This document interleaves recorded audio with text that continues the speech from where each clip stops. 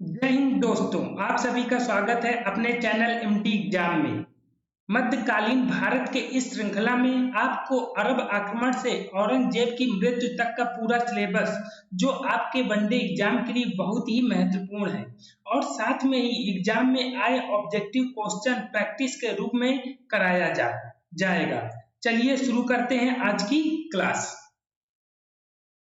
मध्यकालीन भारत, जिसके अंतर्गत 712 एडी से 1707 एडी तक का कुल 995 वर्ष का समयांतराल आता है, अर्थात भारत पर अरब आक्रमण से औरंगजेब की मृत्यु तक का समय आता है।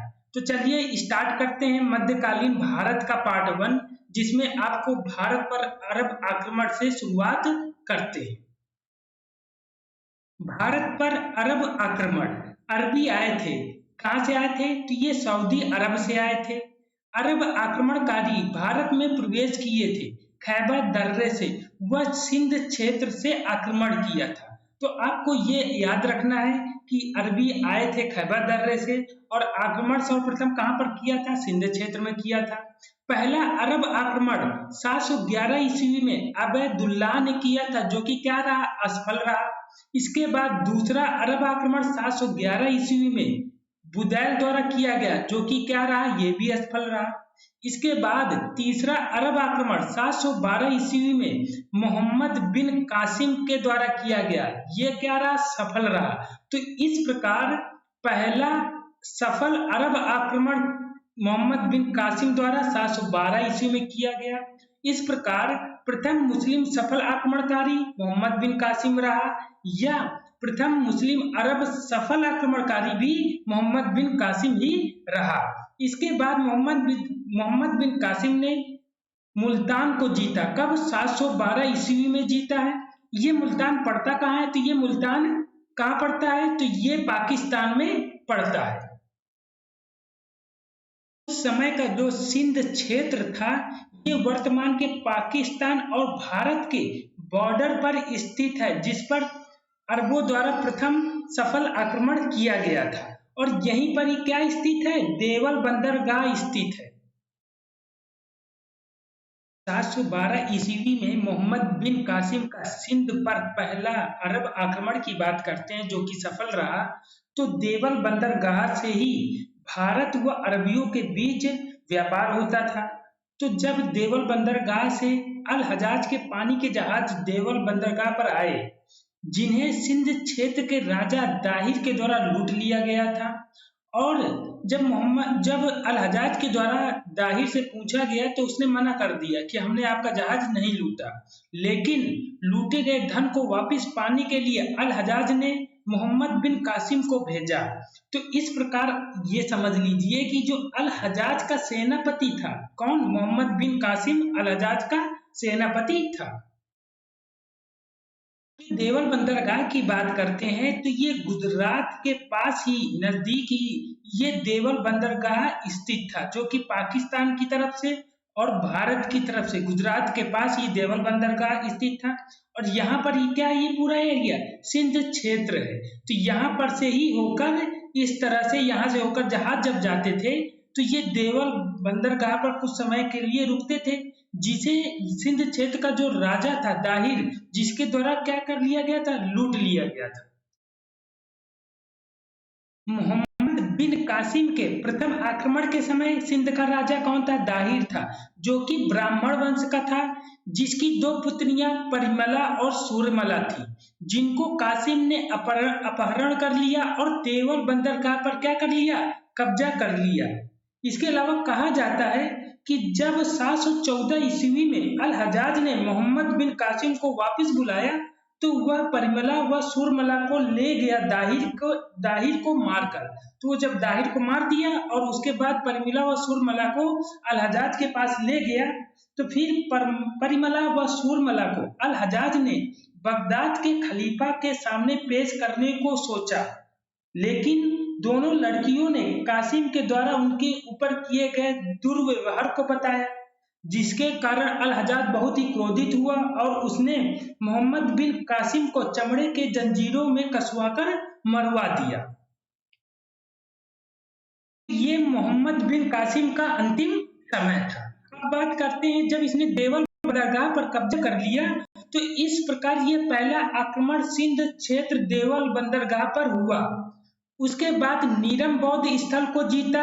ये भी बहुत इंपॉर्टेंट है कि नीरम बौद्ध स्थल को किसने जीता है, तो मोहम्मद बिन कासिम द्वारा जीता गया और उसने राजा दाहिर को क्या कर दिया था, पराजित कर दिया था। फिर सिंध पर कासिम द्वारा सबसे पहले क्या लगाया गया, जजिया कर लगाया गया और जजिया कर गैर मुस्लिमों पर लगाया जाता था, जिसके अंतर्गत ब्राह्मणों, विधवाओं, विकलांगों को छोड़कर अन्य सभी के ऊपर जजिया कर लगाया जाता था।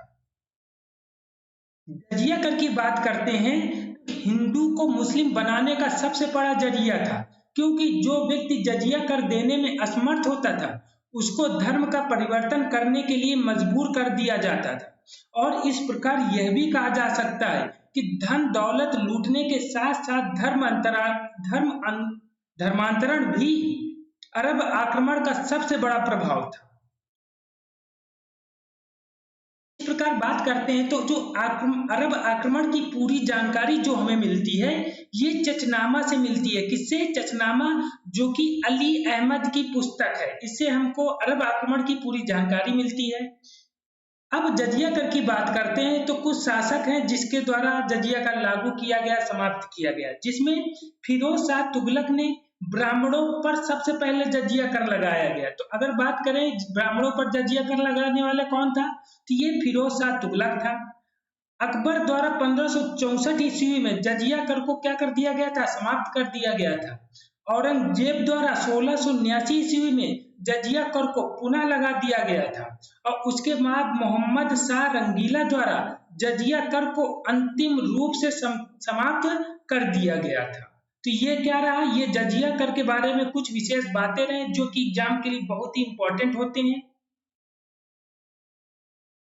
अरब आक्रमण का प्रमुख उद्देश्य लूट करना और इस्लाम का प्रसार करना, ये मेन इसका उद्देश्य था।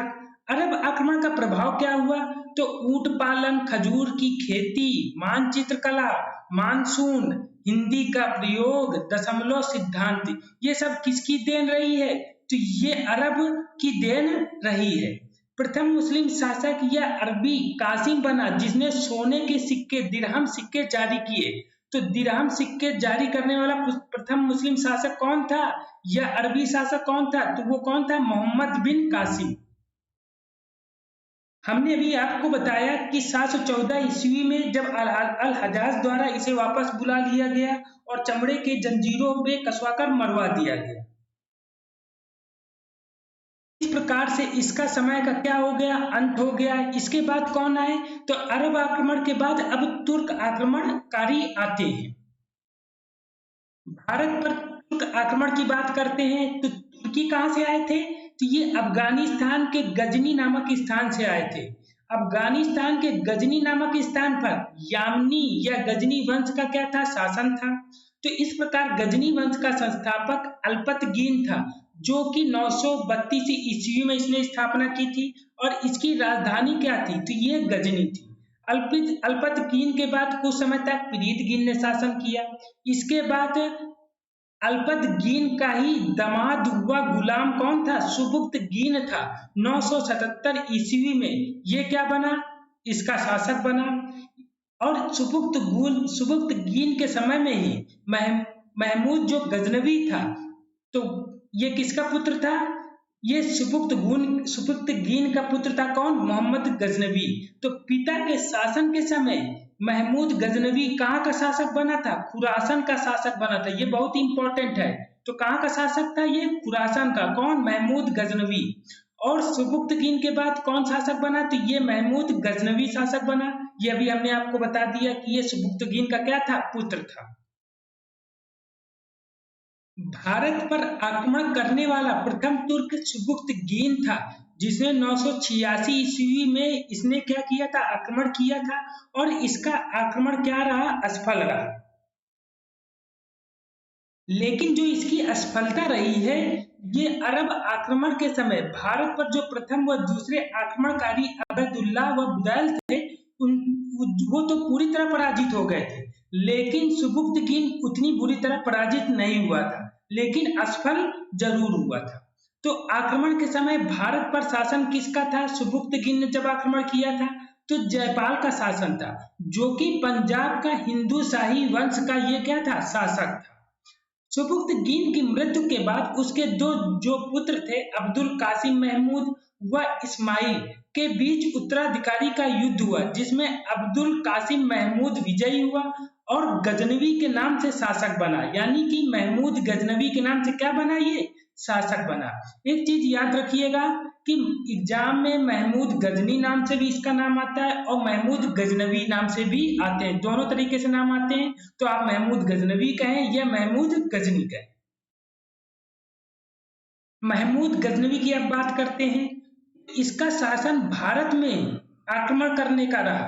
वो कब तक रहा? तो 1000 ईस्वी से 1027 ईस्वी तक का रहा है। ये गद्दी पर कब बैठा था? तो 998 ईस्वी में बैठा था, जब 27 वर्ष का था। इसका जन्म 1 नवंबर 1971 में हुआ था। सुल्तान और गाजी की उपाधि धारण करने वाला प्रथम शासक था। क्या था? प्रथम शासक, सुल्तान और गाजी की उपाधि धारण करने वाला। महमूद गजनवी को जो उपनाम मिले थे तो उसकी बात करते हैं। तो इसमें इस समय कोई भी मुस्लिम शासक का वर्चस्व तभी पूरी तरह से माना जाता था जब बगदाद के खलीफा द्वारा उसे इजाजत व उपाधि मिल जाती थी। इसलिए इसके जो उपनाम हैं वो हैं यामीन उद दौला और यामीन उल बिल्लाह, जो कि बगदाद का खलीफा अल आदिर बिल्लाह ने पद को मान्यता प्रदान करने हेतु उपाधि दी थी। इसके अलावा इसे बुत सिकन भी कहा जाता है। क्यों? क्योंकि इसने सोमनाथ जैसे कई मंदिरों का क्या तुड़वा दिया था। तो बुत सिकन मतलब क्या होता है? मूर्तियों को तोड़ने वाला, यानी कि मूर्ति भंजक। 1000 ईस्वी से 1027 ईस्वी तक में इसने 17 बार भारत पर आक्रमण किया। किसने? महमूद गजनवी ने।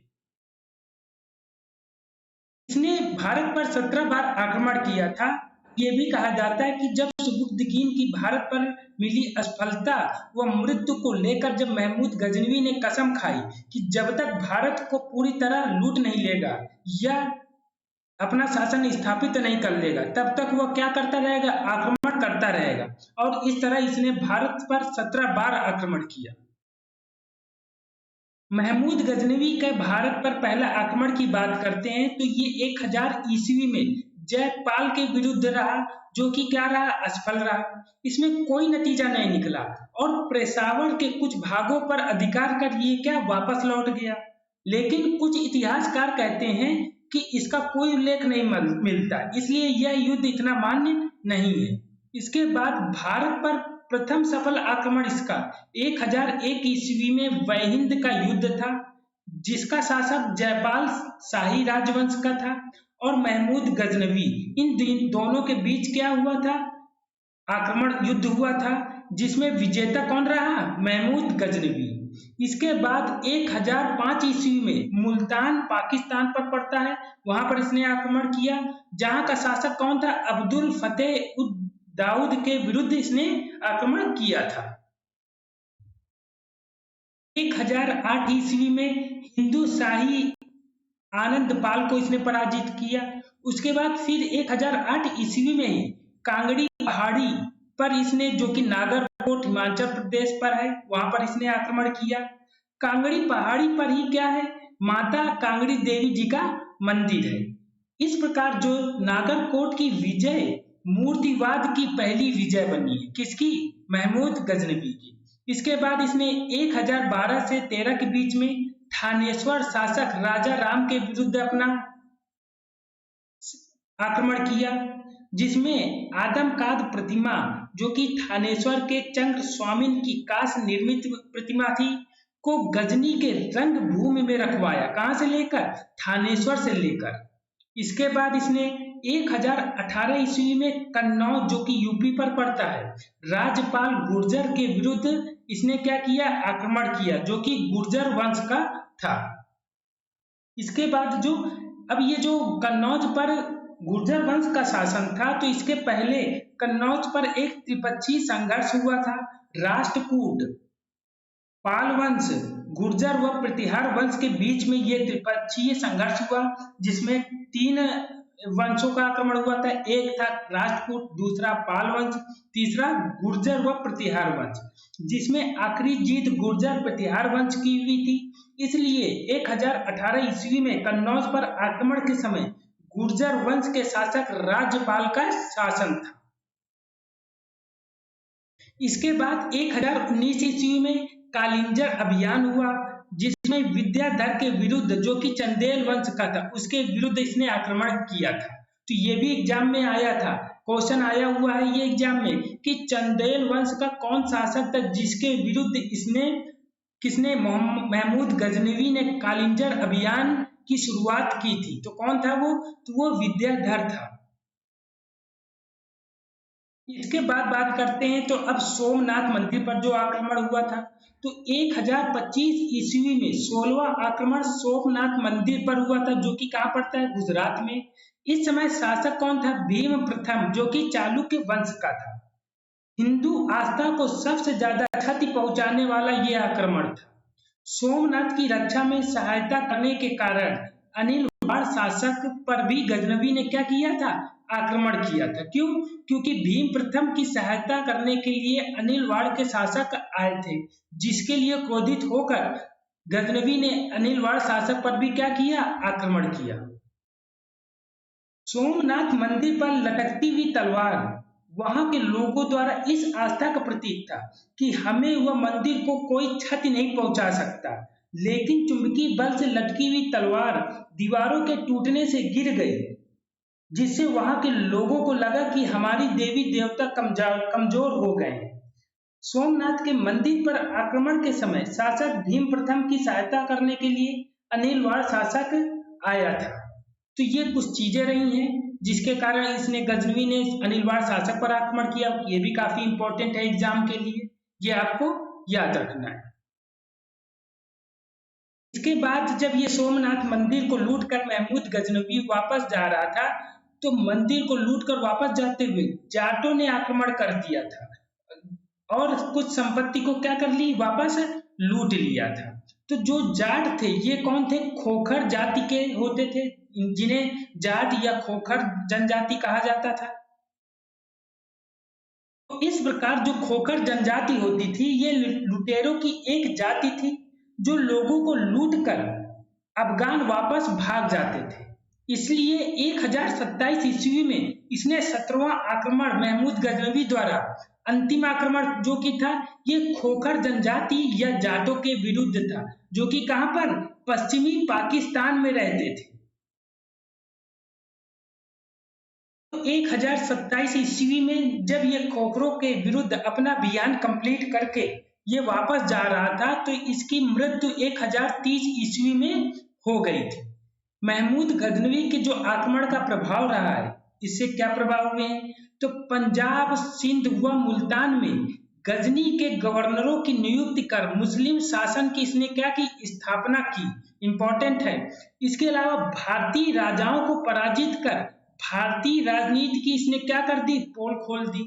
उसके अलावा भारत में विदेश आक्रमण का द्वार भी इसने खोल दिया। किसने? महमूद गजनवी ने। अब महमूद गजनवी के कुछ दरबारी या समकालीन लेखकों की बात करते हैं, जिसमें पहला कौन है? बहुत इंपॉर्टेंट है ये, क्योंकि ये इंपॉर्टेंट है। फिरदौसी हो गया, अलबरूनी भी बहुत इंपॉर्टेंट है, और उत्बी, ये तीनों तो बहुत इंपॉर्टेंट है। तो फिरदौसी, जिसको पूर्व का होमर कहा जाता था, इसकी पुस्तक कौन सी थी? शाहनामा थी, जो कि फारसी भाषा में थी और ये एक ईरान का महाकाव्य था। अब बात करते हैं कि फिरदौसी को पूर्व का होमर क्यों कहा जाता है। जिस प्रकार होमर ने, किसने? होमर ने जो होमर द इलियड पुस्तक लिखी है, ये सिकंदर की प्रशंसा करने के लिए इसने पुस्तक को लिखा था। इसी प्रकार फिरदौसी ने भी महमूद गजनवी के बारे में शाहनामा पुस्तक लिखा था, जिसके कारण फिरदौसी को पूर्व का होमर कहा जाता है। कहा जाता है कि जब गजनवी ने फिरदौसी से शाहनामा पुस्तक खुद लिखवाई, जिसमें अपनी प्रशंसा के कसीदों का वर्णन करने को बोला और कहा मेरी प्रशंसा में जो जो लिखोगे उसके लिए मैं एक शब्द के लिए 1 दिनार दूंगा। लेकिन जब दिनार देने का समय आया तो एक शब्द के 1 दिनार के 100वें हिस्से के बराबर दिनार देने को कहा, लेकिन फिरदौसी ने लेने से मना कर दिया। और फिर फिरदौसी ने शाहनामा में गजनवी के बारे में बहुत सी बुराइयां व सच्चाइयों को लिखा, इसलिए यह पुस्तक बहुत ही प्रचलित हो गई और इसे ईरान में क्या कहा जाने लगा, ईरान का महाकाव्य कहा जाने लगा। देखिए याद रखिएगा, बहुत लोग इसे अफगान का महाकाव्य कहते हैं, जो कि बहुत ही गलत है। ये क्या है, ये एक ईरान का महाकाव्य है, ये याद रखिएगा। अब अलबरूनी की बात करते हैं। इसकी पुस्तक कौन सी है, किताबुल हिंद। यह तहकीक ए हिंद जो कि अरबी भाषा में है। किसमें है, अरबी भाषा में है। भारत की भौगोलिक व आर्थिक स्थिति का वर्णन इसमें मिलता है। इसके अलावा यामनी वंश का वर्णन मिलता है। अब ये भी क्वेश्चन बहुत इंपॉर्टेंट है, ये क्वेश्चन एग्जाम में आया है। अलबरूनी 11वीं शताब्दी में भारत आया था। इसके अलावा उत्बी की बात करते हैं तो उत्बी कौन था, एक इतिहासकार था। ये एग्जाम में आया हुआ क्वेश्चन है कि महमूद गजनवी के दरबार में कौन इतिहासकार था, तो वो उत्बी था। इसकी पुस्तक कौन सी है, तो ये किताब उल यामनी है। इसके बाद वैहाकी की बात करते हैं तो वैहाकी की पुस्तक का नाम क्या है, तारीख ए सुबुक्तगीन है, जो कि महमूद गजनवी के पिता सुपुर्दगीन के लिए लिखी गई क्या है, एक पुस्तक है। इसके अलावा महमूद गजनवी में एक और दरबारी या लेखक था, कौन था, तो वो फर्रुकी था। महमूद गजनवी जो था, इसने भारत के किसी क्षेत्र पर भी शासन नहीं किया, याद रखिएगा। यह सिर्फ एक लुटेरा आक्रमणकारी था तथा मुस्लिम धर्म का प्रचारक भी था। बिना शासन किए ही ये वापस चला गया था। इसके जाने में कुछ समय तक भारत पर कोई आक्रमण नहीं हुआ। फिर आक्रमणकारी शिहाबुद्दीन मोहम्मद गौरी का भारत पर आक्रमण होता है, ये याद रखिएगा। आज के लिए वीडियो में बस इतना ही। अगली वीडियो में मोहम्मद गौरी का आक्रमण तथा प्रीवियस ईयर क्वेश्चन आपको पढ़ाए जाएंगे। आज की क्लास आपको कैसी लगी कमेंट कर जरूर बताएं। साथ ही सब्सक्राइब व लाइक करें। वीडियो देखने के लिए आप